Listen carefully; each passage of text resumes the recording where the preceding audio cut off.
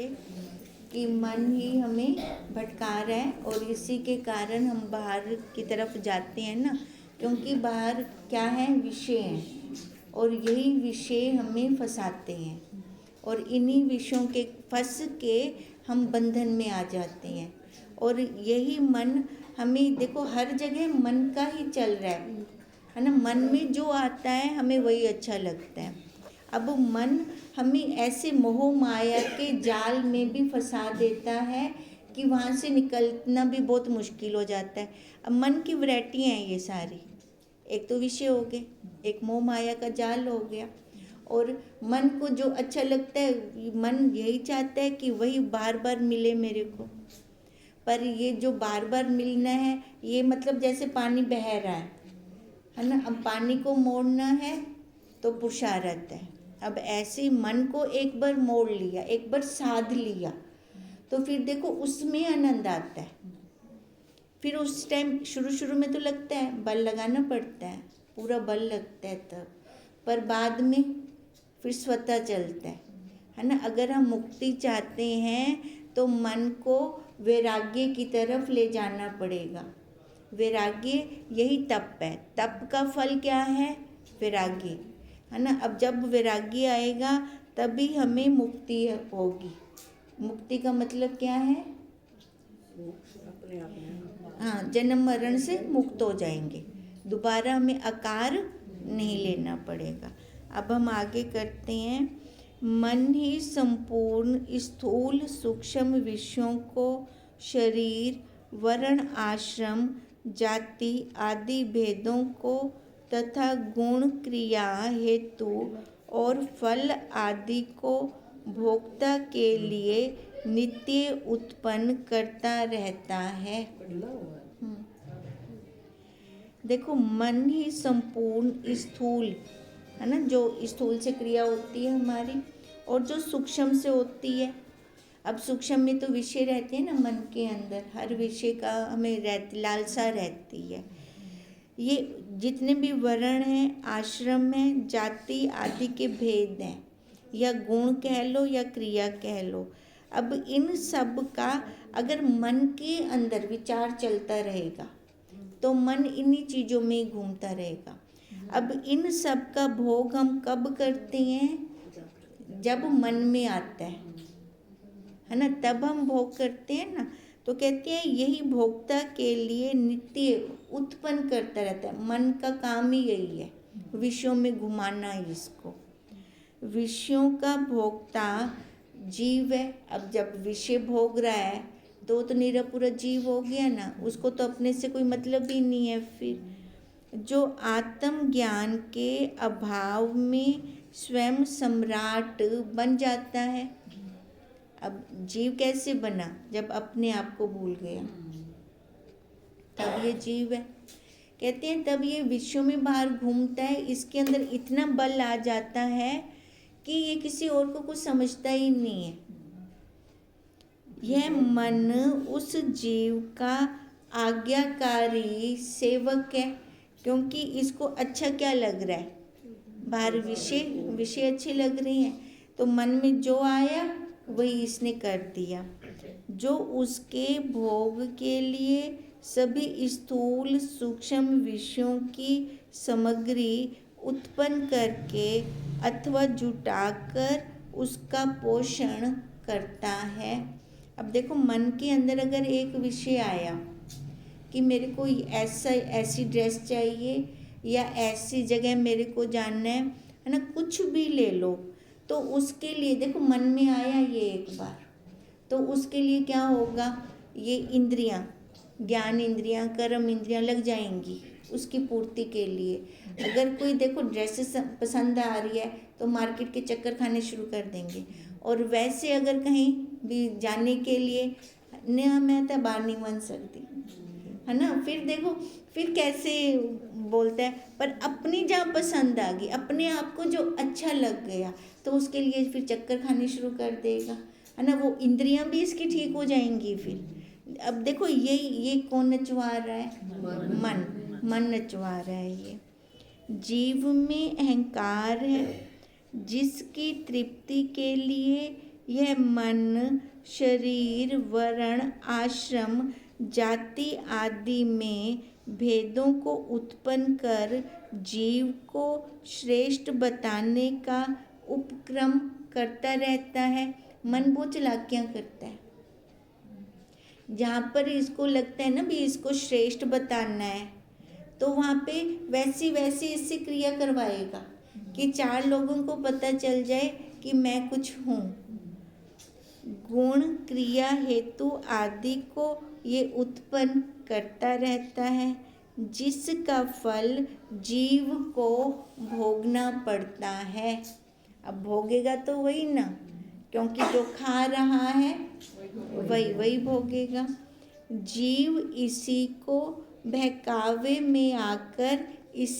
बहकावे में आकर आत्मा को सदा के लिए भूल जाता है।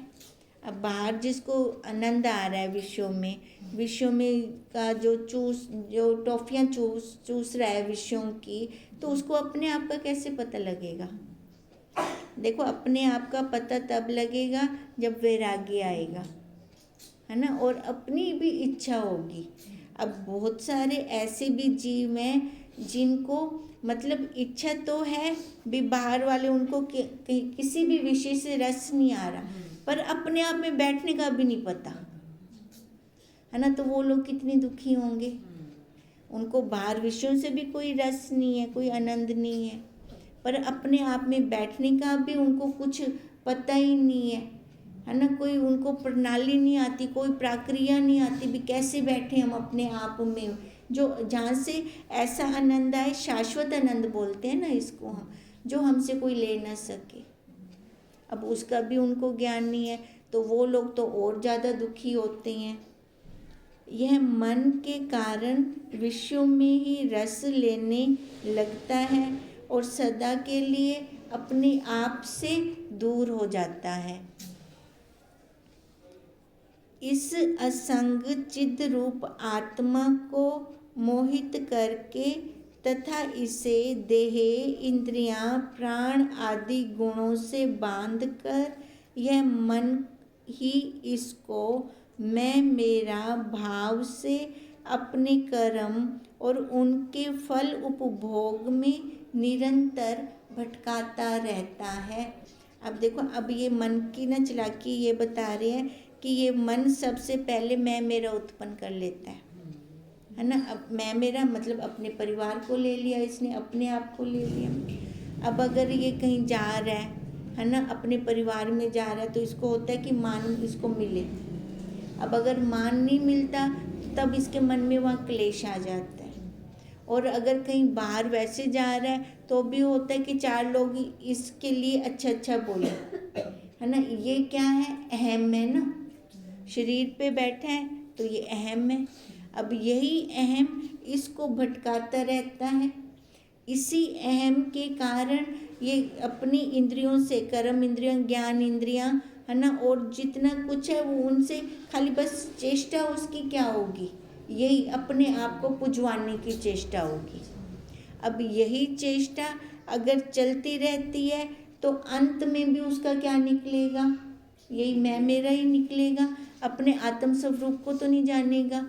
अब जब अपने आत्म स्वरूप को नहीं जाना तो मुक्त कैसे होगा, है ना, उसको मोक्ष कैसे प्राप्त होगा? अब जब तक हम अपने आप को नहीं जानते, देखो हम जो ये शरीर लेकर बैठे हैं ना, इस शरीर का उद्देश्य क्या है? अपने आप को जानना। और अपने आप को हम कब जानेंगे? विचार करेंगे, है ना, और बाहर से जब वैराग्य आएगा। अब बहुतों को बाहर से वैराग्य आ रहा होता है तो भी उनको अपने आप का पता नहीं होता।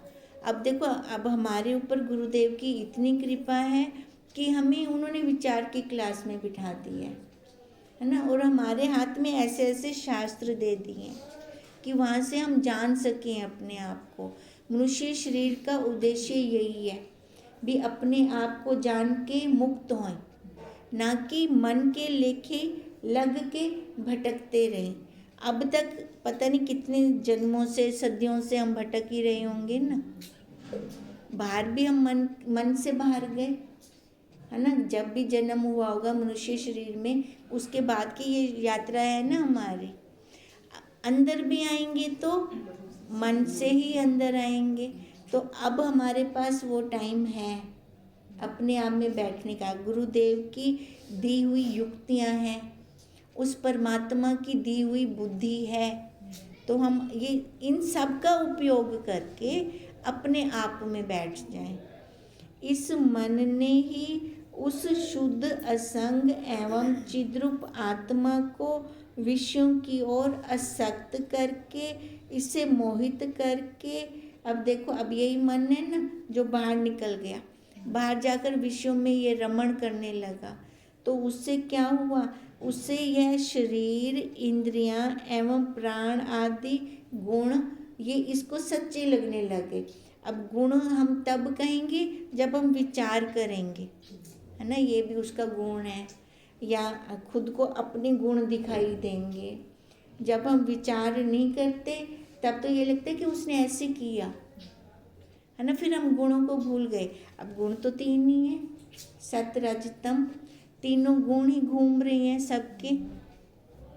तम और रज क्लेश करवा देते हैं, सत शांत करवा देता है, वो बिठा देता है अपने आप में। अब देखो अगर हम छोटी छोटी युक्तियां भी लें ना, अब तीन गुण है, यही समझ आ जाए कि खाली मेरे को इन तीनों को ही देखते रहना है, फिर तीन देखना कोई मुश्किल काम है क्या, है ना, गिनती के तीन ही तो हैं। मुश्किल का कुछ नहीं कहने, सिर्फ देखा डा बने, हाँ, युक्ति आ गई बस। फिर वही बात है ना, देखो ये गुरुदेव की दी हुई युक्तियां हैं, अगर इन छोटी छोटी युक्तियों को भी हम देख लें तो हमारा काम बन सकता है। अब खाली ये तीन गुणों को खाली देखना है, अपने भी सामने वाले के भी, तो हम वहीं पर मुक्त हो जाएंगे। फिर तब भी कह रहे हैं कि ये मन देखने नहीं देता, मन अहम पर उतर आता है, अहंकार पर उतर आता है। इससे यह अपना स्वयं का स्वरूप भूलकर अपने को अहंकार वश मैं मेरा आदि कहने लगता है। अब यही मन है ना, भुला दिया इसने सारा कुछ। इसी कारण यह कर्म में प्रवृत्त होकर उसके फलों का भोक्ता हो जाता है। अब कर रहे शरीर से, है ना, तो फल भी तो मिलेगा ना, फल भी फिर शरीर वाला ही मिलेगा। जिस प्रकार कुलीन परिवार का बालक बुरे लड़कों के संग पड़ के चोरी इत्यादि करना आरंभ कर देता है तथा अपने कुल की मर्यादा को भूल जाता है, वैसे ही यह मन ही जीव का पतन का कारण है। अब देखो वो बच्चा है तो अच्छे घर का, पर उसने संग किसका किया, बुरे लड़कों का किया, है ना, तो उसके कारण वो खुद वैसी क्रिया करने लग गया, जबकि कुल उसका अच्छा है।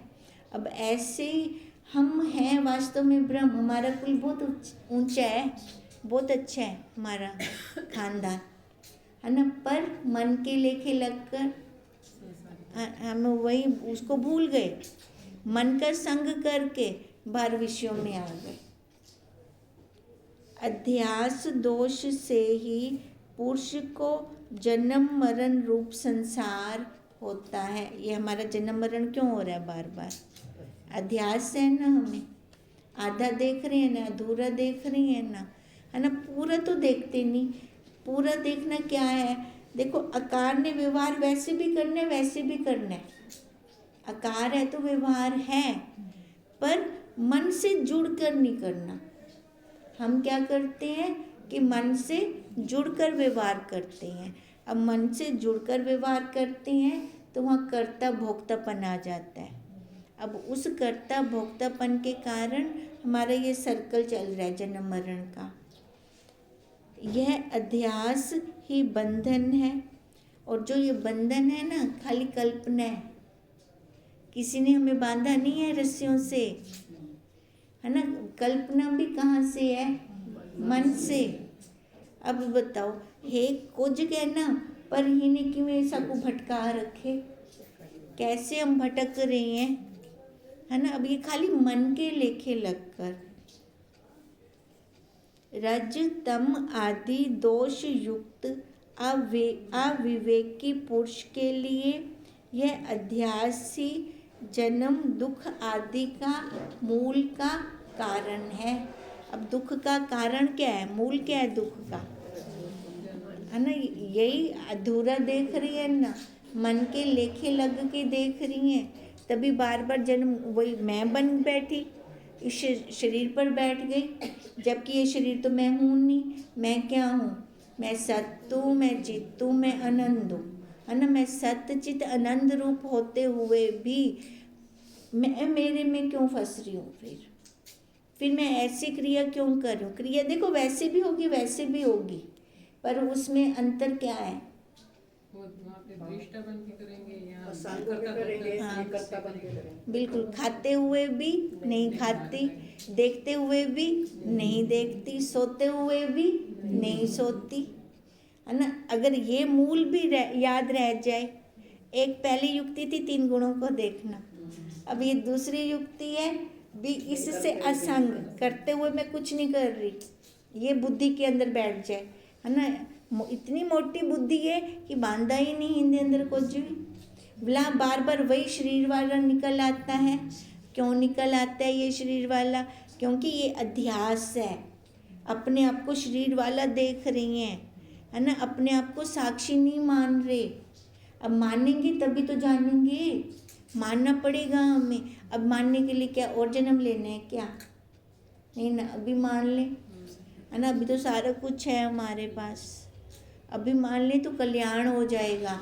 जीव अपना कल्याण स्वयं ही कर सकता है, कल्याण कोई हमारा कोई दूसरा नहीं कर सकता। देखो हमें समझा सकते हैं, बस मार्गदर्शन कर सकते हैं, रास्ता दिखा सकते हैं, चलना किसको है?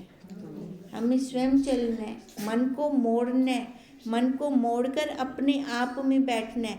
आकार के साथ जड़ा मर्जी व्यवहार करो, कोई मना क्या नहीं, है ना? कोई किसी कहीं रुक कर नहीं बैठना, किसी कमरे में बंद होकर नहीं बैठना, बाहर आकर व्यवहार करें, पर सजगता से देखते रहे। वहाँ पर हम अनात्मा को आत्मा मान लेना तथा उसी को अपना स्वरूप मान लेना, यही सबसे बड़ा दोष है, जिससे मनुष्य को जन्म मरण रूपी संसार का दुख भोगना पड़ता है। कितना दुख है संसार के अंदर, है कि नहीं? है ना? अब संसार के अंदर इतना दुख है, अब संसार कहाँ पर है? यही है ना संसार, इसको मैं मानना, यही संसार है सबसे बड़ा, और इसी के अंदर दुख है। बोला छोड़ दो इनको, फिर छोड़े इसको, है ना? जब इसमें इतना दुख है तो फिर देखो जो चीज़ हमें अच्छी नहीं लगती तो वही है ना। देख मेरी बात सुनो, देखो जब हमें कुछ कोई अच्छा नहीं लगता पर्सन, ठीक है ना? तो हम उसको क्रिया से भी मन से भी दोनों से छोड़ देते हैं, छोड़ते हैं कि नहीं छोड़ते, है ना? क्योंकि हमें को पसंद कहनी उनके नाल ज़्यादा मेल मिलाप हो तो दुख के अलावा ब्या कुछ कहना उससे, बुद्धि के अंदर यही रहते हैं ना हमारे। अब सबसे बड़ा दुख वाला कारण तो अपना ये शरीर चिपका ही बैठी हैं, अब फिर इसको छोड़ दें, है ना? क्रिया से भी मन से भी, क्रिया से तो ये छूटेगा नहीं, मन से ही छोड़ना पड़ेगा, तब जाकर हम अपने आप में बैठ सकेंगे। कोई हमें फिर दुखी कर ही नहीं सकता, किसी की क्या मजाल जो मेरे को दुख दे सके। दुखी हम स्वयं खुद होते हैं, हमें कोई नहीं कर सकता, और वो होते भी क्यों हैं?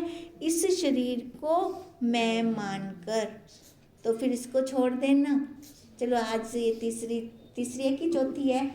तीसरी युक्ति और आ गई भी, इस शरीर को अब हमने छोड़ देना है ना? भाग त्याग लक्षण वृत्ति के द्वारा, चाकू चाहते कटना क्या नहीं है ना? भाग त्याग लक्षण वृत्ति के द्वारा इसको हमने छोड़ देना है, तब हम अपने आप में बैठ सकेंगे।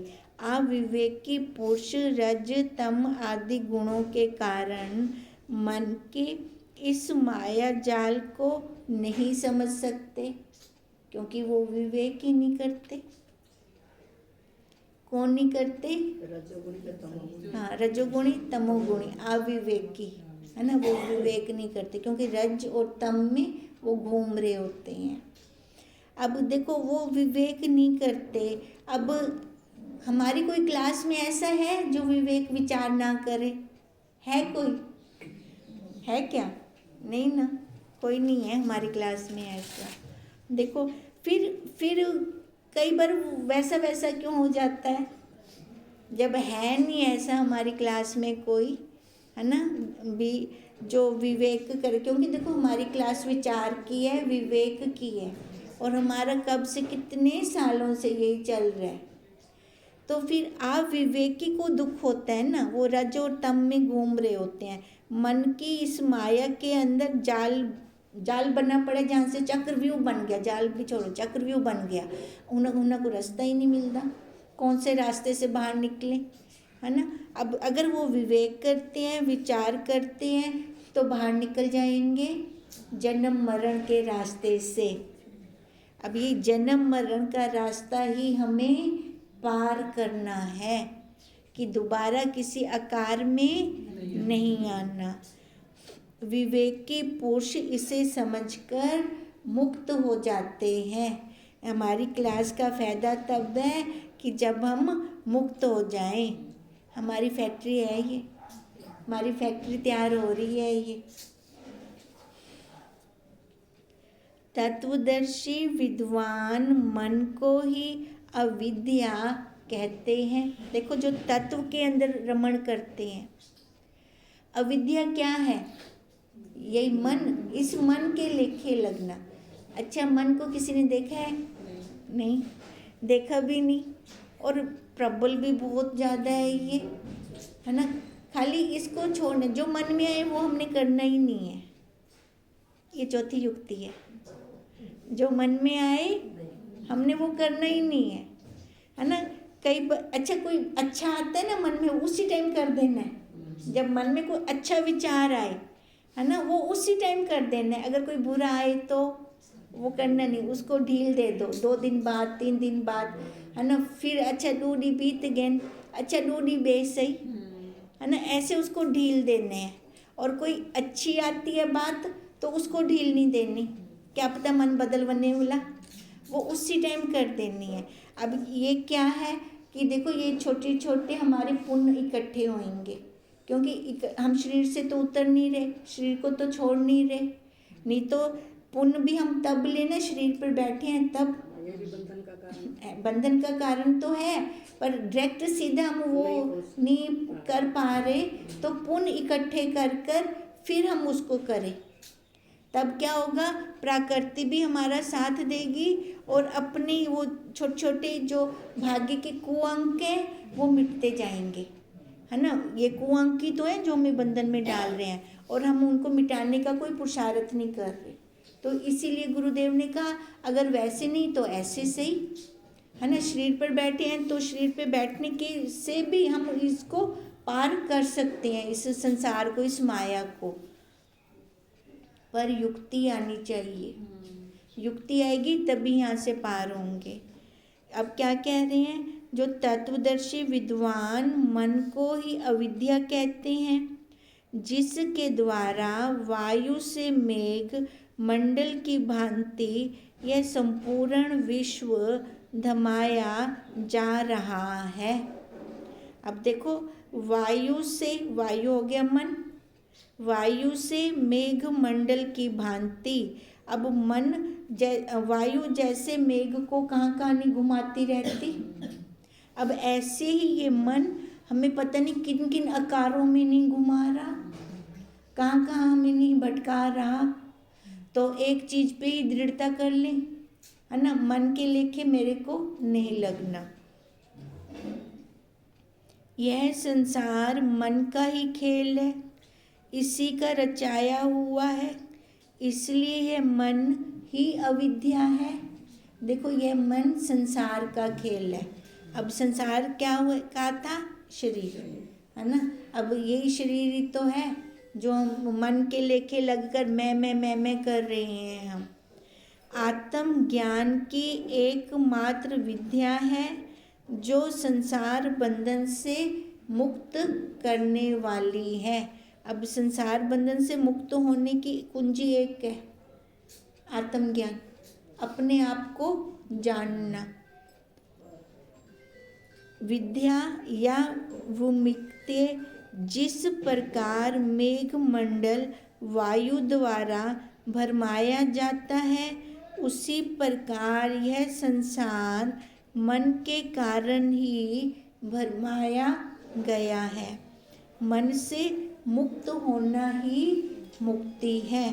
अब मुक्ति कहीं और से नहीं आनी हमारे पास, किसी ने हमें देनी नहीं है, वो हमारे पास स्वयं है। पर करना क्या है? साक्षी रूप से देखना है, मन के लेखे नहीं लगना, है ना। अब शरीर से उठ के व्यवहार करना है, भोक्तापन से व्यवहार नहीं करना। अब तब तो कहा कि विवेक विचार साथ चलेगा, तब आत्म ज्ञान प्राप्त होगा, अपने आप का ज्ञान प्राप्त होगा। ओम तम नमामि हरि परम